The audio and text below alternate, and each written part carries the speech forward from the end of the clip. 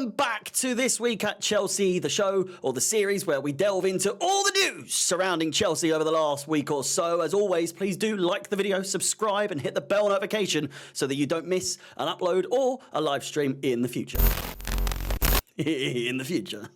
Up first, and it's Boehly being Boehly at Boehly's best. Loopholes are his middle name, and saving Chelsea's financial fair play regulation status is absolutely his aim. Selling the hotel on site of Stamford Bridge, more specifically, better known as the Millennium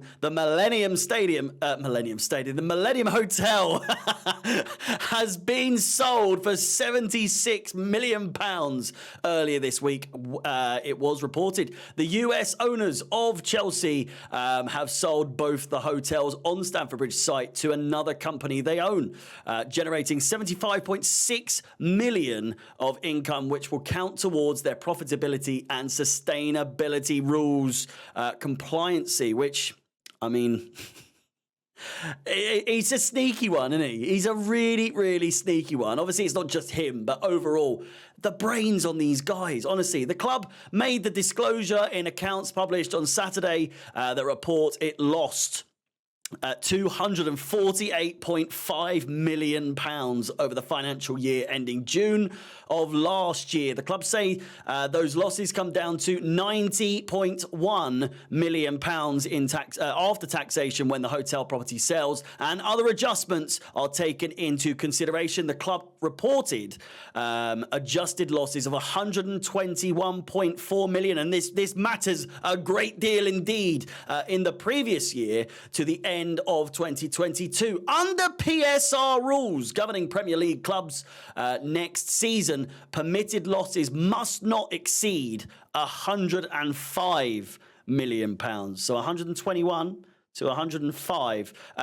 From the 2025 to 2026 season, clubs will have to comply with the new regime. Squad control costs, spending no more than 85% of their turnover on transfer fees, player wages and agents' fees, so on and so forth. The club will have to demonstrate to the Premier League that it is PSR compliant. So the hotels on Fulham Broadway side, on the Fulham Broadway side of Stamford Bridge's site, were part of a large portfolio that came as part of the deal, obviously, when we sold the club to Boehly and Co. The hotels were built as part of the Chelsea Village development completed in 2001 under Ken Bates, the old owner. Both were scheduled for demolition in the vast stadium redevelopment plans under former owner Roman Abramovich in the previous decade, and then later abandoned. Chelsea said its accounts that the hotels were sold by the group by Blueco 22 Properties Limited, a fellow subsidiary to the intermediate parent company Blueco 22 Limited. Sources say that two independent valuers were consulted before a price was agreed for the transaction of the two hotels. The strategy of selling parts of clubs' property holdings to an owner to generate allowable revenue under financial fair play rules has been attempted before. It's not the first time Chelsea have been cast this damn light on top of us as though we are these villains doing this and coming up with all these ideas. And whilst we might be rejuvenating these ideas, it certainly wasn't us that did it first, principally with stadium sales.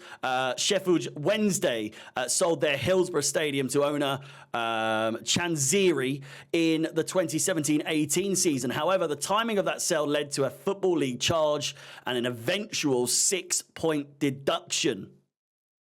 So hopefully we steer clear of that with all these big brain ideas. Apparently it was approved by the Premier League, but now there are reports coming out that it hasn't necessarily been approved completely. For those complaining of corruption or poor ethics, it's sour grapes. It's as simple as that. He's come in, albeit we haven't been fantastic on the pitch, but off the pitch, he's pulled everyone's pants down completely when it comes to finances. He's a loophole genius.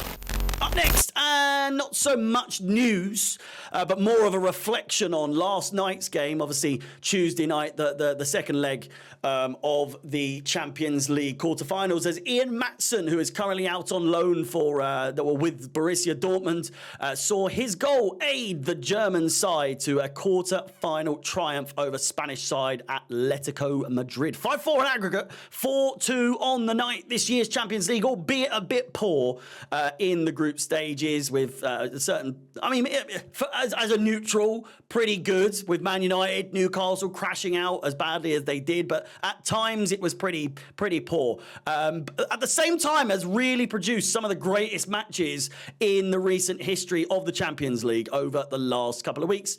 But back to Maatsen, it raises the question, scoring his first Champions League goal in his career, it's almost impossible to imagine now a world where he decides to come back, nor will we even try to get him back at this stage with reports that were circulating prior to him even moving in the first place. For that, I asked the question to you, are we wrong for what we've done going about things with regards to Maatsen? Let's not forget, a sensational pre-season tour, pre-season campaign, arguably one of the top performers during the summer period, and now 2 goals, 2 assists in his time with the German side this season since he's gone there on loan. It's unlikely we will ever see him return. Will he be yet another huge mistake in the future, looking back one day? Up next, and Enzo Fernandez news. The title of the video, the thumbnail on this video.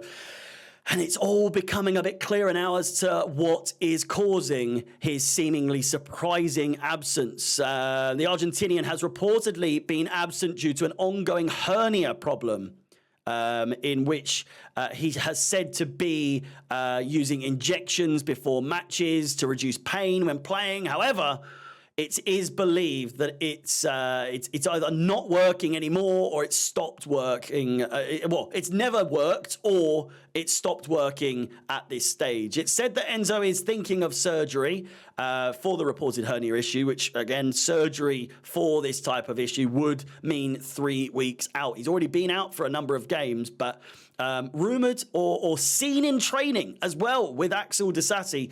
But that said, in a recent interview, he has been quoted saying, "I want to feel like that Enzo. I want to get back there. I feel good, getting better each day, but I still don't feel 100%. I don't feel like I've shown my potential. But beyond that, I love being at a club as big as Chelsea Football Club." In related news, to Enzo Fernandez and to Mikhail Mudryk, Chelsea have recently exercised their option to extend both Enzo and Mudryk's contracts. Enzo's contract means that he will be here, or his contract won't expire, rather, until he is 31. And for Mudryk, he will be 30 should they both see out their contracts. So there certainly are highs and lows to Enzo's career so far in West London.